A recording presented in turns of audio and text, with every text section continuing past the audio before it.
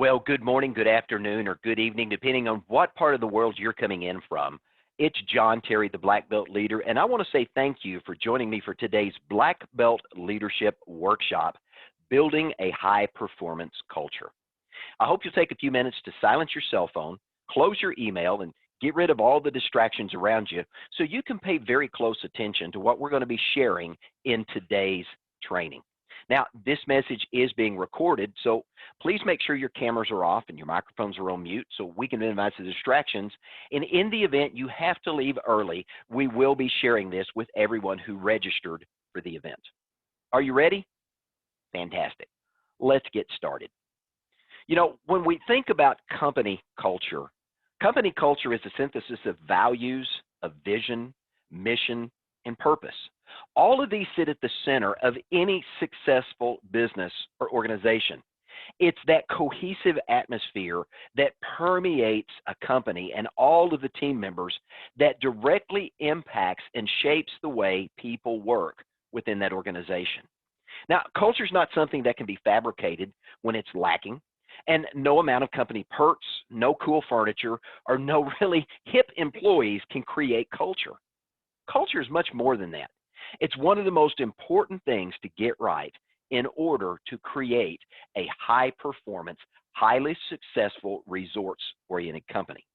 Now, a strong internal culture is necessary to create strong, lasting brands. You know, let's take a look at what it takes to get there. But for those of you that don't know me, let me take just a moment to introduce myself.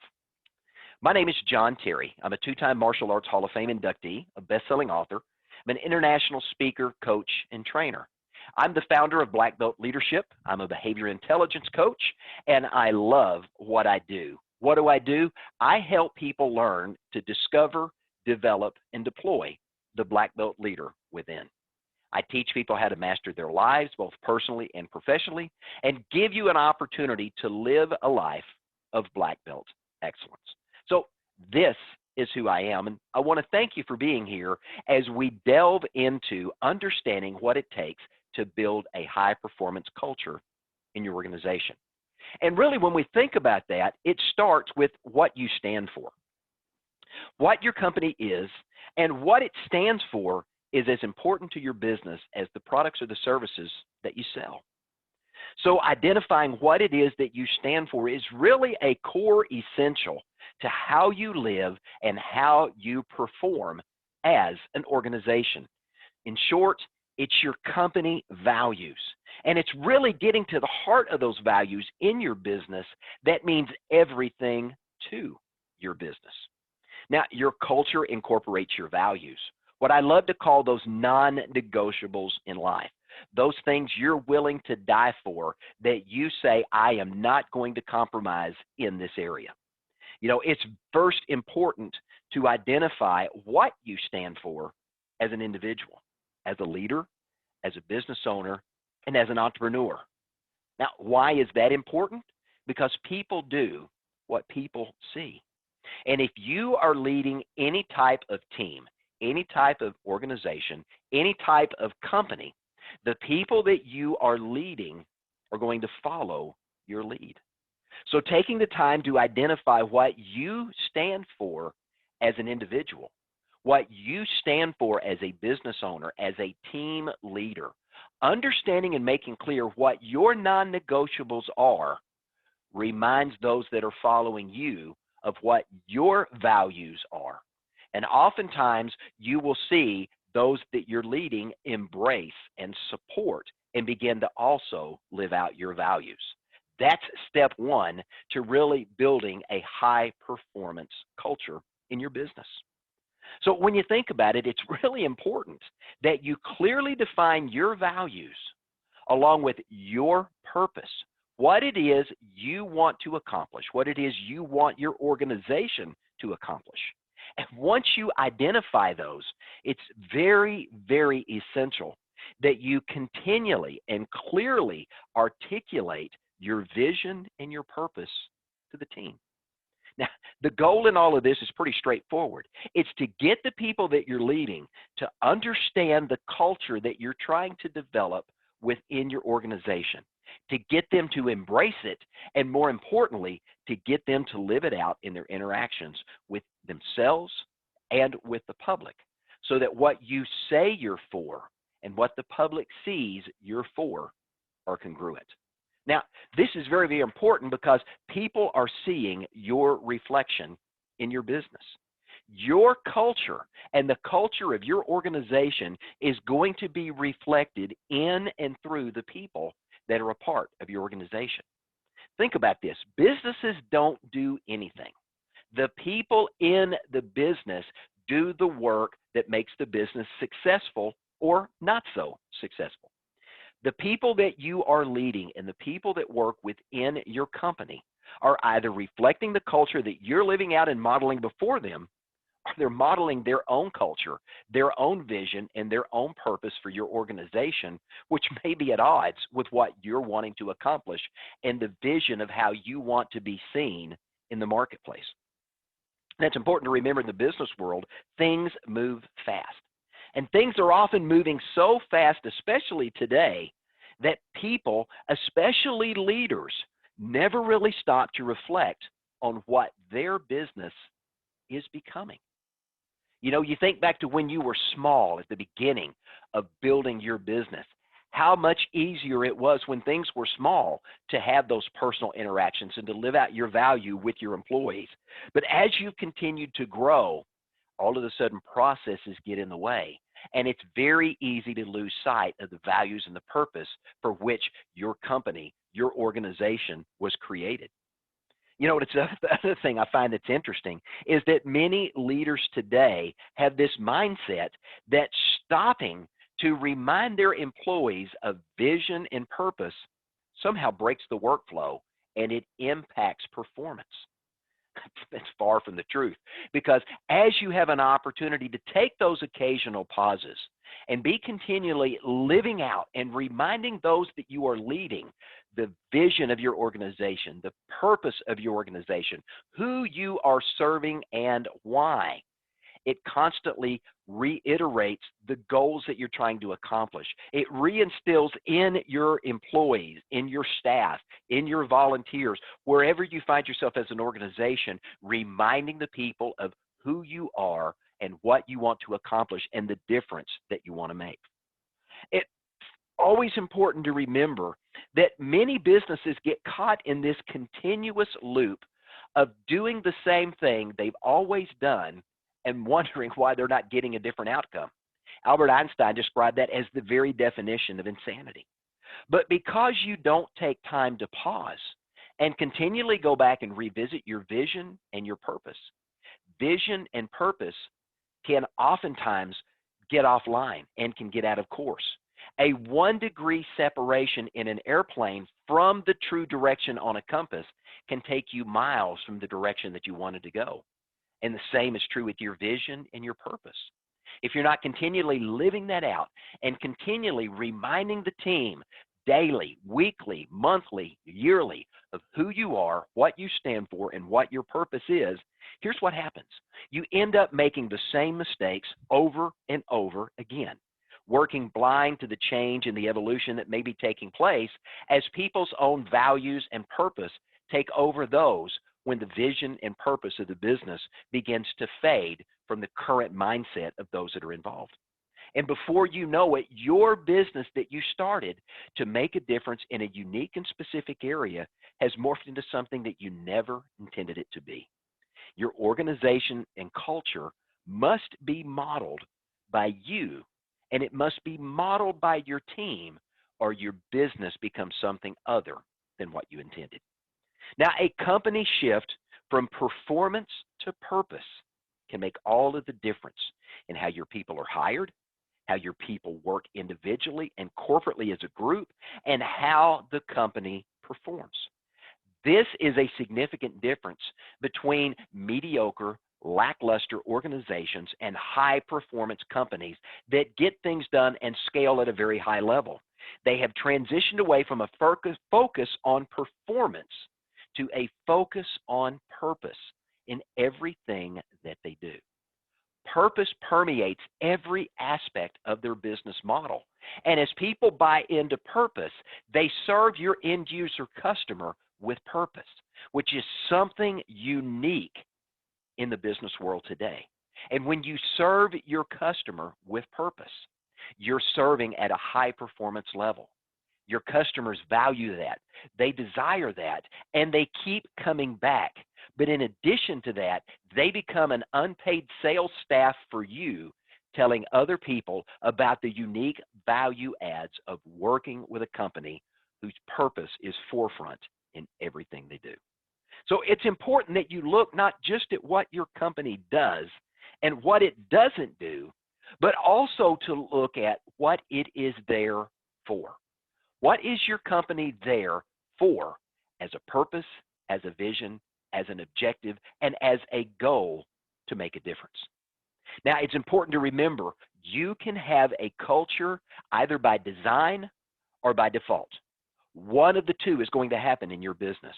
Either you define the culture that you want your organization to live out, and you clearly articulate it to others, or you're going to allow those on your team to define for themselves what they believe the culture of your organization is. And it becomes a mismatched mess of different values and cultures, all trying to coalesce together. And like oil and water, it doesn't mix. You know, Jeff Henderson is the author of the book For, an valuable book I encourage you to read. But Jeff in the book asked two questions of a business owner. And this is something high-performance teams understand and they utilize in looking at their vision, their purpose, and how they're training their team not to be performance-focused, but to be purpose-driven. Jess asked this question. Number one, what do you want to be known for? What do you want your organization to be known for? And then the second most valuable question is, what do others, what does the public say that you're known for? Now, until those two align, until what you are known for, your purpose, is being lived out by those on your team in their interactions with your end user customer, there's a disconnect. And when there is a disconnect, you are not performing as a high performance team. You can identify by answering those two questions, and if there's a gap, that indicates there is a gap in your culture. And values that you embrace are not being clearly articulated and not being clearly lived out by those on your team. As a result of that, performance suffers. And when performance suffers, profits dwindle.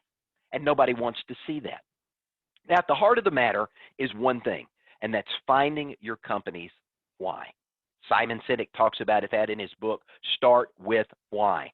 Understanding your why allows you to identify what your values are. When you understand what your purpose is, your why, now you can begin to truly define the values that you, your organization, and those on your team want to be known for as they interact with their end user customers. Now, values are at the heart of every decision that we make. Those non-negotiables in our lives, they influence our behavior and our attitude. So think about this. When a company has defined values, that company can attract the right people who will align with the values that you want espoused through your organization and in your interactions with your customers.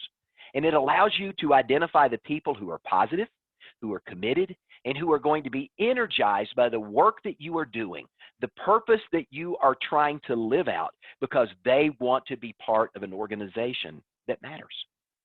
Ultimately, if you focus on values and identifying people who share your values and have a passion for your why, your purpose of what you're called to do, you create a culture-breeding chain reaction that filters right down to impacting the customer in an amazing way. Now, why is that? Because values help build the culture of your team. And the culture of your team is going to dictate how they live out the culture with your end user customer. Your culture is going to motivate your employees to make a difference and to live out your purpose as they interact with the people that become involved with your business. And when you've got an employee that is motivated, this is a significant driving factor for customer satisfaction, because a motivated employee who wants to live out your purpose is going to make sure that their interactions with your customers is in congruence with your values, your purpose, and your goals and objectives for making a difference. And when you've got satisfied customers, they keep coming back. They tell your story to their friends, their family, their neighbors, and their coworkers. And all of a sudden, you've got an unpaid sales team of raving fans inviting people to come experience the uniqueness of a values-focused high-performance team. Really, when your people know what you want to be known for, they can work with your customers so that your customers experience what you want to be known for. This is how you become known in the marketplace. This is how, as Jeff Henderson says, you're what you're for and what you're known for align, and that's when something amazing happens. Now, culture drives performance. Why?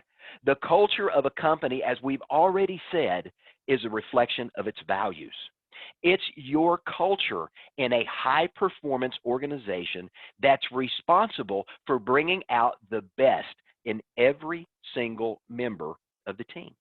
And when you can bring out the best of every single member on the team, and you can position them to individually see success in whatever role they're playing in your organization, now the entire output of your organization up levels. You go from mediocre to average performance, to above average performance, to superior performance, to that high performance top 5% status that allows you to stand out in the crowd. When we think about culture driving performance, remember a strong culture where people are motivated, they are equipped, and they are empowered to make a difference. Now you create an environment for better job retention.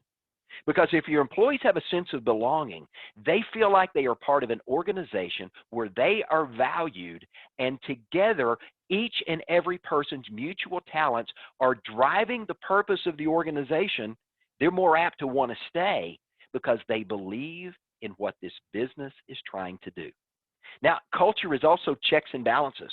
And when your hiring is based on your values, what you as a company believe, and you are looking for people that want to support your purpose and your why, you're going to use your culture as a means to hire those individuals who have the skill set that you're looking for, but also embrace the vision of who you are and what you want to be seen as in the marketplace. You can then tailor the appropriate training to foster that company culture so that it permeates from everything they say and do, both internally within the team and externally in the customer marketplace.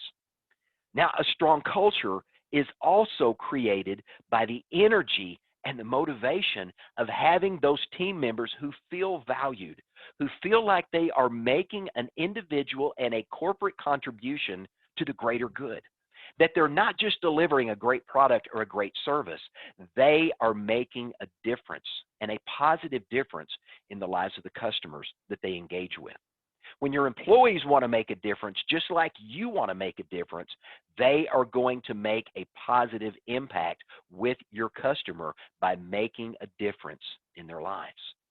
That's how culture creates a high-performance workplace. Now, performance is a result of all of the things we've talked about up to this point.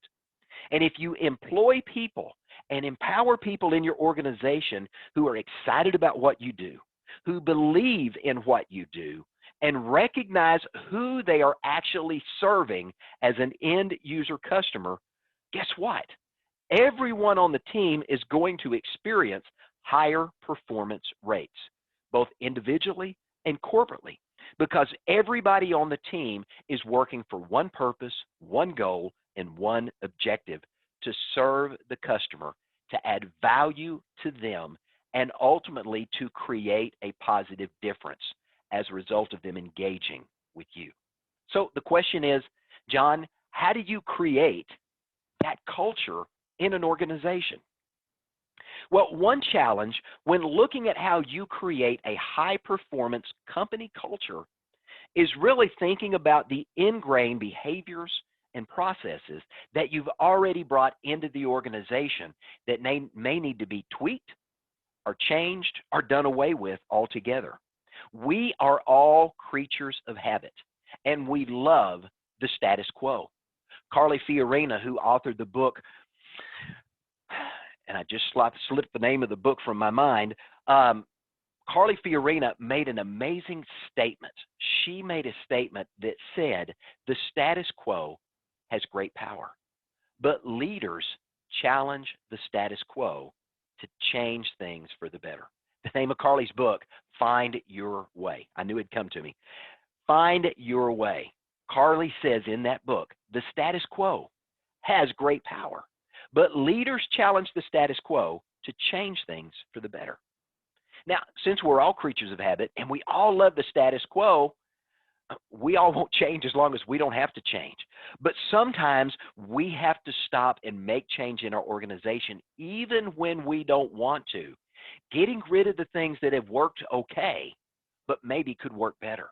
Because it's when we go from good to great by looking at what we do and making those changes, positive changes in the business model, that we have the opportunity to scale our business model from mediocre and average to great, and to really become one of those high performance, values-focused organizations that succeeds at a very high level. Now, for a leader to cultivate change in an organization, that leader has to be inspirational, because the leader has to speak to, this is where we are now. This is where we have drifted from the original purpose, and I want to bring us back to where we want to go. And maybe it's a complete change in purpose. Maybe you've had one of those epiphany moments that all of a sudden you've realized you want to be known for something in your community. And as a result of that, you've got to become, as a leader, the cheerleader for the team, motivating, encouraging, and inspiring those you're following to pick up the pom-poms and cheer right alongside with you. Now, as you're talking about change, any proposed changes you're going to be making to a status quo relationship, you're going to get some pushback because people are resistant to change. Now, to make sure that you get the best adoption of these early on, you need to make sure that you're going to be very clear and very concise in what you're looking to create in terms of a change in your culture. You need to not only share what you're going to be changing and what that's going to look like from a day-to-day perspective, but also the picture of your future self as an organization. That as you make these changes individually and corporately, here's how our perception is going to change for the better. Here's how we're going to serve our end user customer in a better and more distinct and a unique way that allows us to stand out in the crowd. That's why sharing your why with your team is so important, especially as you're discussing any changes or bringing new processes into your business to help you achieve your why. When people understand what you're for and why you're for it, and ultimately how it's going to benefit your end user customer that you're serving, they feel like they are valued. They feel like you've taken the time to explain to them the moral reason why. And you're going to see adoption of these new changes to become much easier and much more prevalent across the organization. When they see the desired outcome that you are trying to achieve for the customer, and at the end of the day, how it helps the organization see a greater level of success, it helps them individually see a greater level of success, and how the improved profitability also gives them an opportunity to share in that increased revenue stream. That's a win-win-win across the board. Now, keep in mind, you want change to be subtle. If you have sudden, drastic change, that can often be perceived as a negative. And if it's needed, it's needed. But you've got to take the time to explain the reason why as you're looking at making any change. Now, also important, as a leader, don't attack the past. You can talk about, this is what we've done, and share the success stories of how it's gotten you to a specific level of achievement or production or status in the industry. But to go from being on the B team to the A team, or to go from being average and mediocre to becoming an expert, to truly being world class, these are the changes that we need to make to continue to grow as an organization. Don't present it as an attack on where you are or where you've come from. Celebrate the successes along the way, but show them the bridge to the future version of the business and the outcomes that you want to see accomplished as you bring this new values-focused, high-performance mindset into the business. The team has to see that they are going to be an essential part of bringing about the change in culture necessary to up-level the results for them and ultimately the end user customer that they serve. And if you do this well, inspirationally, giving them a vision for the future and how they too are going to profit, you're going to find culture much easier to adapt and move into that world-class status. Now, what have we really been talking about? The power of communication. In a high-performance culture, if we look at any organization that is performing at a very high level, there is open, fluid lines of communication going up and down and within the organization. In high-performance organizations, the flow of information is constant and it's free, from the top leadership all the way down to the entry-level worker, and it goes back up the chain just as easy as it goes down. High-performance teams understand that everyone at every level needs to be included in the conversation, and everyone on the team needs to have an opportunity to be heard. An open line of communication is not just important, it is absolutely mission critical for a dynamic team environment, not just to survive, but to thrive and to really achieve that top 5% status in your niche in the marketplace. And don't forget, an informed employee feels valued, and a valuable employee becomes an amazing cheerleader. They become an ambassador. They become a walking, talking, raving fan for your why, your purpose, and your desire. You know, I love the company Zappos. When you look at Zappos, when you call Zappos, it's not about the products that they sell. It's about the experience that their customers have. And they have an amazing process in their system that customer satisfaction and customer fulfillment is the most important thing in their business. It's one of their KPIs that they measure, and they uniquely measure it, but it's the ability to communicate the wins and to celebrate the wins along the way that have made them an incredible organization. Now, as a leader, it's important to remember that communication has to be a priority at every level of your organization. And to ensure that the messages are getting out and are being communicated clearly and are being understood in the same manner at which they are being communicated, you need to make sure and ask yourself some key questions. Number one, has everyone on the team been informed about this particular topic? Number two, is the information being shared understood as it was intended to be understood?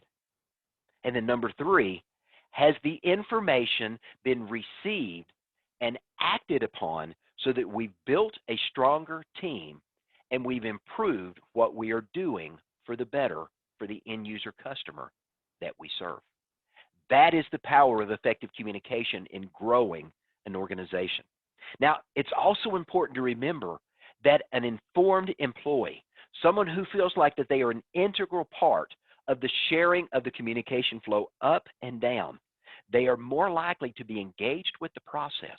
Because when you take the time to communicate what you are seeking to accomplish and the why behind what you're seeking to accomplish, your employees become much more committed to helping you and the organization achieve a greater level of results in their interaction in the process. Now, transparency is also very, very important. It's a key ingredient to having a high performance culture in your business. As an example, withholding some of the basics of your company's financial status is not an option. It's not an informed way to run your business.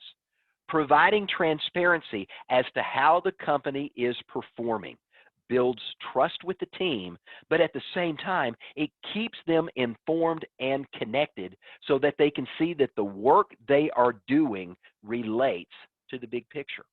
If you're under your sales quota for the month and you share that with the team and you challenge the team to step up to the cause, if they know your goal and they know your objective and they know that you're trying to serve the customer with integrity and you're running a little bit behind, they're going to take that extra step to help you meet those goals. If you're ahead of your goals and you're ahead of your numbers for the month, celebrate that with your team. Let them know where they are so that they don't ease off on the gas pedal. They keep going, and challenge them to go beyond the numbers to reach an even greater number so that you can have an opportunity to again celebrate those successes along the way. But think about this. If your company members, your team members, are left in the dark as to how your company's doing, how in the world can you expect them to make a sudden, dramatic improvement when there's an adverse situation taking place in the business? But when you're sharing with them the good, the bad, and the ugly, then you have an opportunity to celebrate the wins. You have an opportunity to go back and look at the bads and what happened that created that bad moment in your organization. And when things are just plain old ugly and it's not working according to plan, transparency and those open lines of communication oftentimes can find a solution that may have been overlooked up to this point, and a team member in a very obscure role may see something nobody else has seen that allows the company to pivot and make a change that turns ugly into absolutely beautiful. You know, another important aspect of sharing the company's numbers is it gives the employees a sense of ownership. When you speak to your employees and you let them know this is where we are as a company, they feel like they are valued enough that you are sharing, in their opinion, what is often in most companies been insider information. And when they know the company is profitable and doing well, it adds to their confidence that this is a company I want to continue to be a part of. And if they know the company is struggling and they believe in the vision and purpose and they believe in the leadership behind the vision and the purpose, they will tighten the belt, they will buckle down, and they will work even harder to help the company work through those tough times.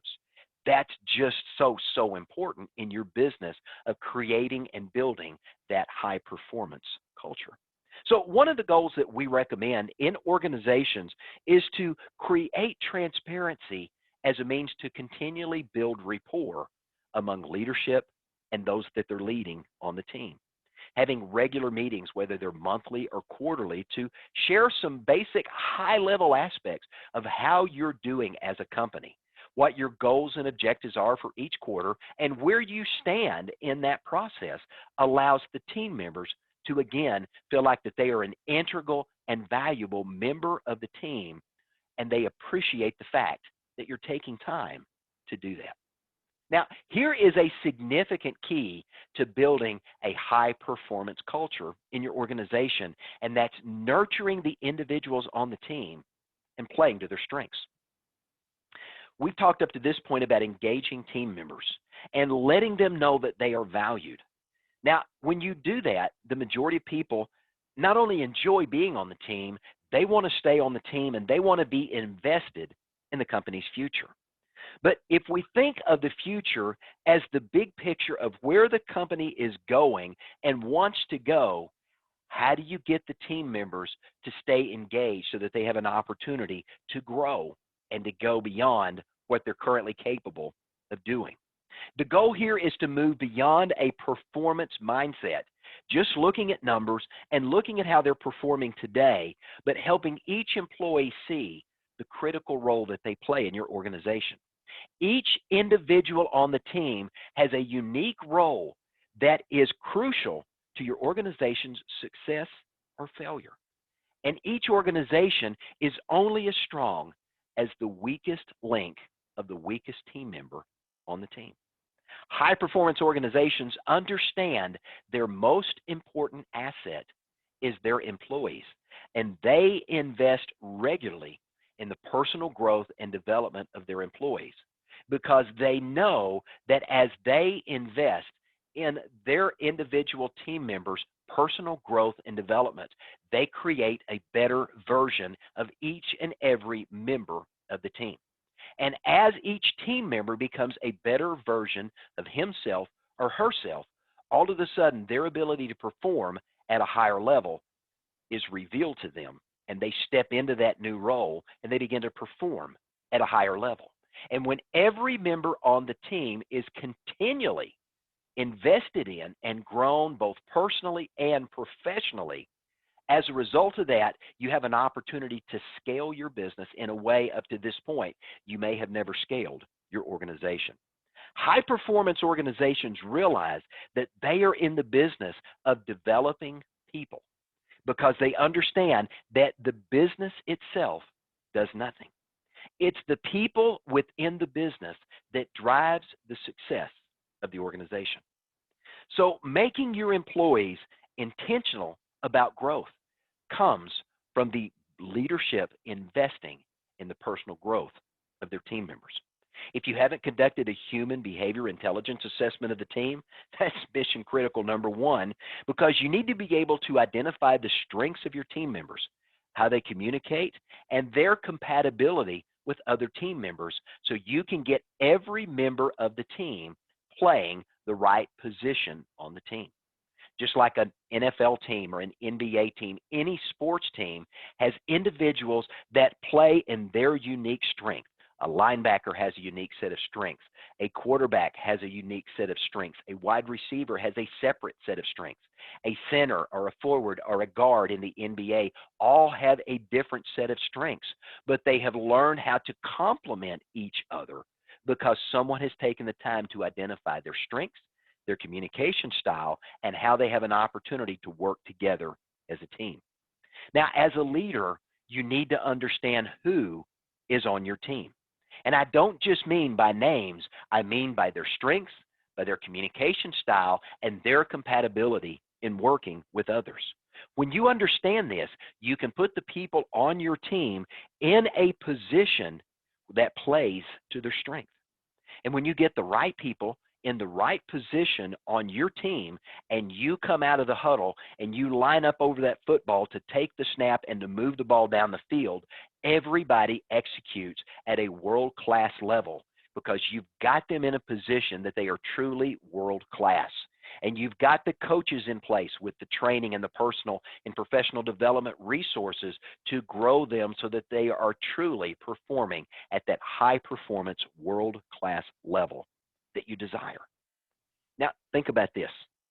When you get the right people and you support them with the right type of training, you continually grow and nurture your team members. What are you doing? You are up-leveling their ability to not only lead themselves and to lead those around them, they can help lead the organization to fulfilling its purpose and its mission in the marketplace. Leveraging the individual strength of each team member lets you scale the overall success of the organization. Because when every team member is performing at the highest possible level of their capabilities and continually growing and becoming a better version of themselves, all of a sudden your business begins to scale in a way that it's never scaled before. Now, I love a statement Truett Cathy said. He was asked, how long should you invest in your people and how long should you encourage and inspire and continue to grow your people? And Truett Cathy, who was the founder of Chick-fil-A, said, as long as people are breathing, they need to be encouraged, appreciated, inspired, and grown. I think for any organization, that's a great topic to think about. As long as the individuals on your team are breathing, they need you to be encouraging, to be appreciating, to be inspiring, and challenging them to continue to grow and to become a better version of themselves. High-performance organizations make this a part of their culture in recognizing and celebrating success in creating a growth-oriented environment where individual team members can blossom and grow into all that they were created to be. It's the opportunity to help them discover, develop, and deploy that black belt leader within themselves in whatever area they have an opportunity to lead themselves or others or both within your organization. High-powered organizations are sustained by high-powered individual employees and team members, all driving that singular purpose of understanding what you're for and making sure that that's what you're known for in your interactions with the public. Now, motivation is key to this. And when you're considering your company's purpose and performance as a whole, it's important to look at motivation. Now, regardless of how long they've been with you or the role that they play in your organization, every team member should be so indoctrinated into your company's culture they can articulate the work they do and how that work plays into the broader company picture. That overarching why of what you do as an organization. Now, each employee needs to understand the importance of their work and how it fits into the greater good of what you as an organization are trying to accomplish, the difference you're trying to make, the purpose that you have established this business for. A high-performance culture happens when each individual team member is clear that the work that they're doing fits into the overall scope of what everyone else is doing and how corporately that serves the end user customer that you're serving. For example, a maintenance crew that takes care of the canning machinery and keeps it at peak operating efficiency so those who actually run the machinery can create enough inventory for those who package and ship the orders to a retail grocer so that at the end of the day, a customer can purchase the food necessary to feed their family. Everyone in that process serves a mission-critical role in getting the food to the customer so the customer can feed their loved ones. That is the power of a values-centered, high-performance organization, understanding that each role is mission-critical in achieving the overall goal of your why. Now, as we think about who we are and what we're doing, it's important that we celebrate success along the way. We've talked about that multiple times through our time together today. Making sure that your team is not only informed and motivated, but you need to also celebrate those milestones along the way. One way to keep culture alive and to keep a motivated high-performance team continually moving forward is to take a pause and to celebrate the successes as they happen.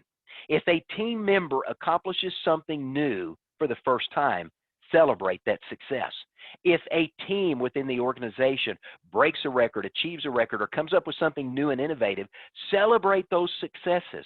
When the organization hits a goal or achieves a goal or surpasses the objective or goals for that month or that quarter, celebrate that as an organization. Offer a small bonus, a gift card, a prize, have a family picnic, a game day, bring barbecue in, feed the whole organization. Create special awards, give out certificates, patches, fun, innovative things that keep some fun and entertainment and joy, but allows you to celebrate the successes of the team.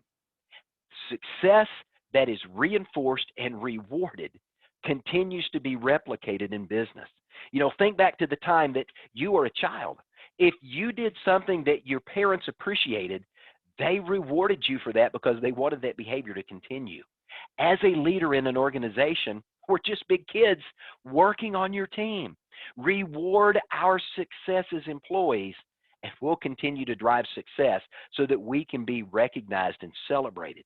It's great for the ego, it's great for esteem, and it's great for building rapport, and celebrating success leads to more success.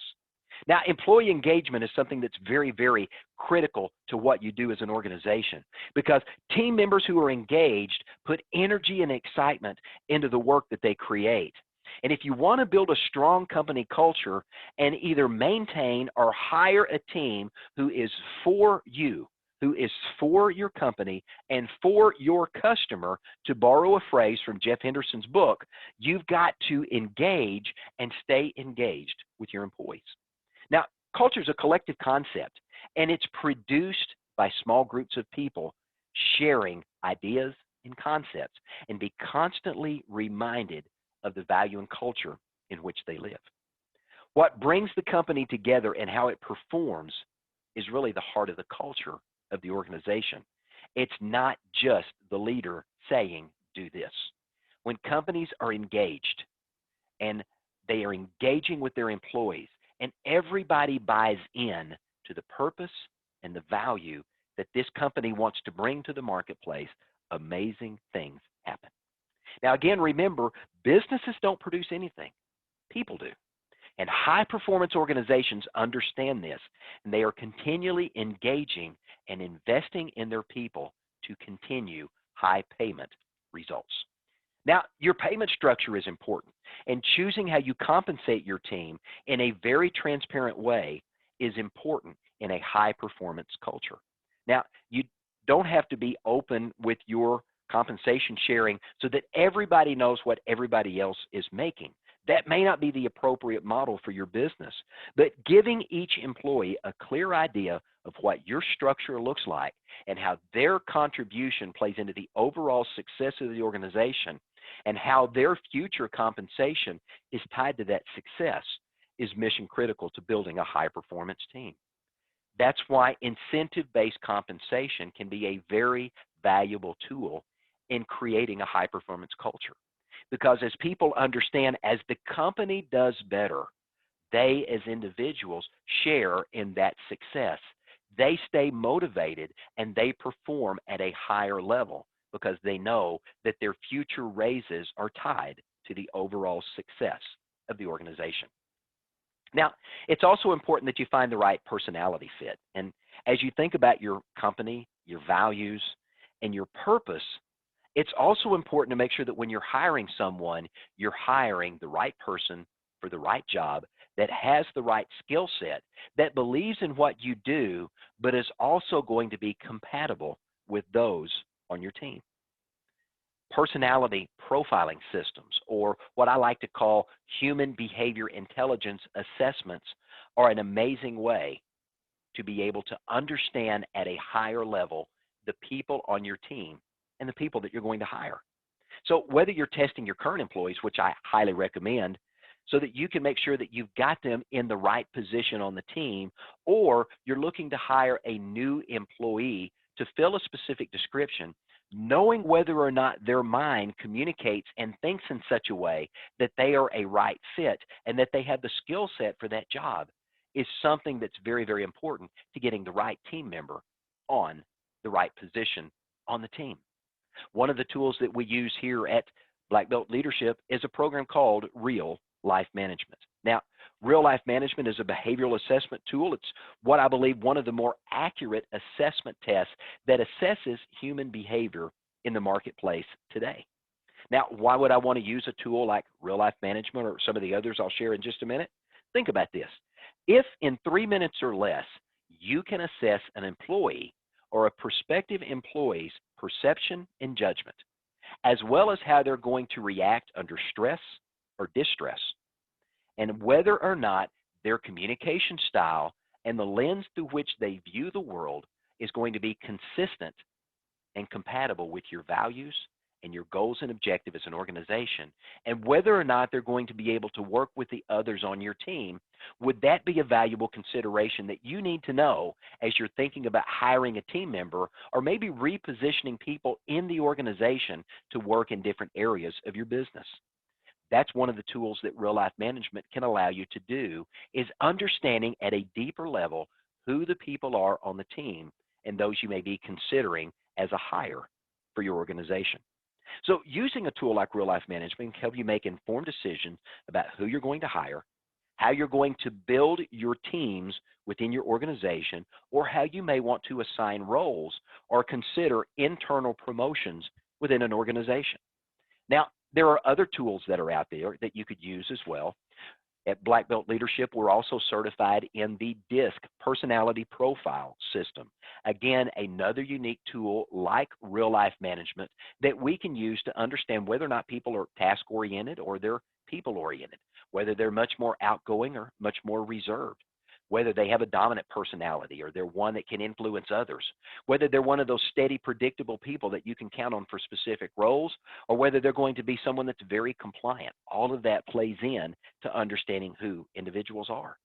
Now, there's a number of other personality tests out there. There's EQI, Myers-Briggs, the color test, the animal test, lots of different programs out there. We use two that we believe allow us to best assess and understand the individuals on your team and how best to utilize them to create a high-performance environment.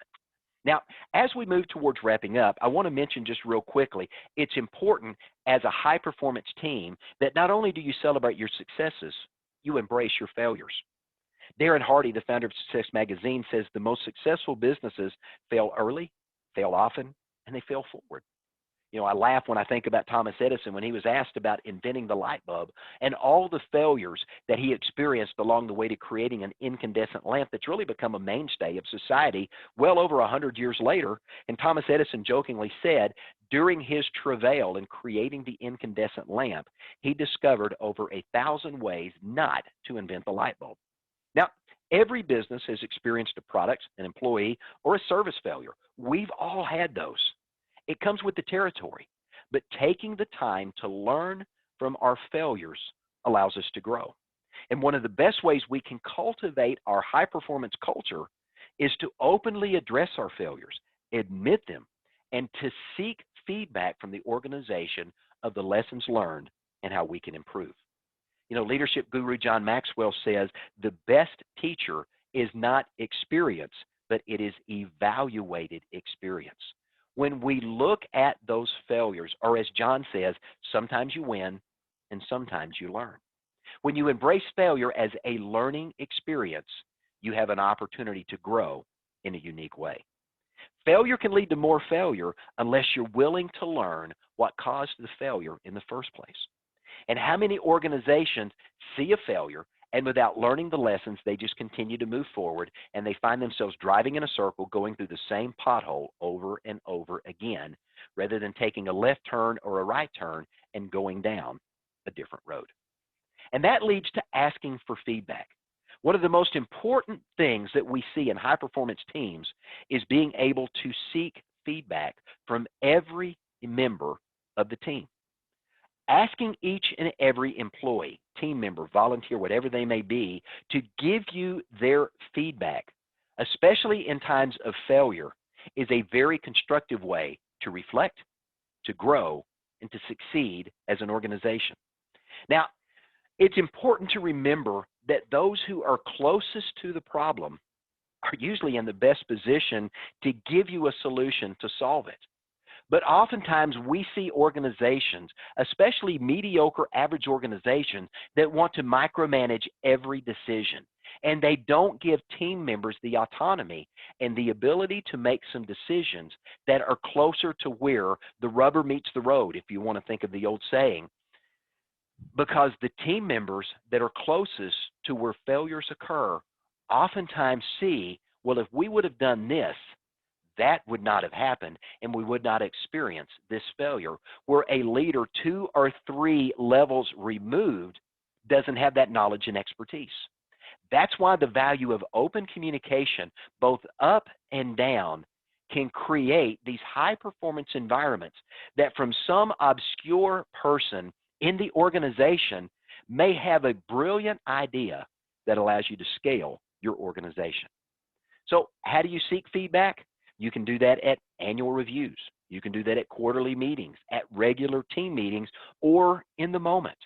Many high-performance, world-class, top 5% organizations have an open-door policy that anybody in the organization at any point in time can meet with a member of the leadership team to share ideas, thoughts, and give feedback. As long as they have the ability to do that, they know that they are valued. They understand that feedback is just that. It's feedback. And ultimately, at the end of the day, the leaders are going to make a decision that's in the best interest of the organization. And if you've got a high-performance team that is committed to your why, your purpose, the feedback you're going to get from every team member 99% of the time is going to be focused on doing just that. Now, if you follow these steps up to this point that we've shared in this time that we've been together, let me say that if you're doing all of the things we've talked about, you're off to a great start of building a high performance culture. If you follow the outline that we've given you and the steps that we've shared in this hour that we've been together, you're well on your way to creating a high performance culture of values focused, people centric, non leader dependent organization that simply get things done at a higher level than other organizations that don't. And if you truly want to become a world class black belt leader in your field, whatever field that you may be in, you've got to cultivate that high performance culture within your organization. And it starts with you as a leader. You've got to define who you are, what you are for, what your values and your cultures are, and what you want to be known for as a business. And then take it forward from there. Now, remember, if you're not intentional about designing the culture that you want lived out in your organization, culture is going to happen by default, and it may not be to your liking. And if your culture is not driving the results that you want, then you've got to take the time to reinstill values and culture in your organization. It's perhaps one of the best timeouts that you can ever take in the game of life that you're playing. Now, remember that your culture defines how you want to be seen in the marketplace, and it challenges those on the team to live out your purpose, your why, in their interactions with your end user customer. Because when they understand how you want to be perceived in the marketplace and how you want to make a difference in the lives of your end user customer, they're very much committed to making that happen. And when everybody on the team is committed to making that happen, you go from being mediocre to standing out in the crowd. And if you want some help in implementing a high performance culture or creating a personal or professional training program for your team, that's what we do here at Black Belt Leadership. So I hope you found the time that we've taken beneficial in understanding some ways that you can build a high performance culture in your organization. So let me leave you with a parting gift, some recommended reading as we wrap up today. You know, there's some books that I would recommend. One of those is my own book, Black Belt Leadership 101, The 10 Essential Qualities of Being a Black Belt Leader in Life, where many of the things that we talked about today in creating a high-performance culture, I share in the chapters of that book. I mentioned earlier Simon Sinek's book, Start With Why. It's available on Amazon, as is my book, an amazing book on helping you understand how to build an organization around your why and your purpose. I've referenced Jeff Henderson's book, For, F-O-R, several times in this presentation today. Another incredible read, also available on Amazon. And lastly, if you want to learn more about real-life management, you can pick up the author Wayne Nance's book, The 3-Minute Difference. You'll find that on Amazon as well. So again, let me say thanks for asking you to join us today for this particular event that we've been involved with. And if you'd like to learn more about how you can connect with us and have an opportunity to engage with our organization, our contact information is here. Don't forget to visit our website and sign up for our free Black Belt Leadership Insights delivered weekly to your inbox. Now, we just launched our Be a Black Belt Leader podcast on Anchor, so be sure and check that out, anchor.fm/Be a Black Belt Leader. You can subscribe to that podcast channel, and every week we're sharing a new episode on leadership, personal growth, and development. You're welcome to share with your team as well. And lastly, we're on all the major social media channels, so make sure you find us there. Follow us there because we daily are sharing personal and professional growth, insights, tips, thoughts, and ideas to help you scale those in your organization. And lastly, if you're interested in having a further conversation about how we can help you implement any of the things that we talked about today, or to discuss training or coaching needs within your organization or for you personally as an executive, please feel free to reach out to our office today. My contact information appears on the screen, and it's been my privilege to spend the last hour with you, helping you understand how to create a high-performance culture in your organization. I'm John Terry, the Black Belt Leader. Thanks for joining me, and have a great day.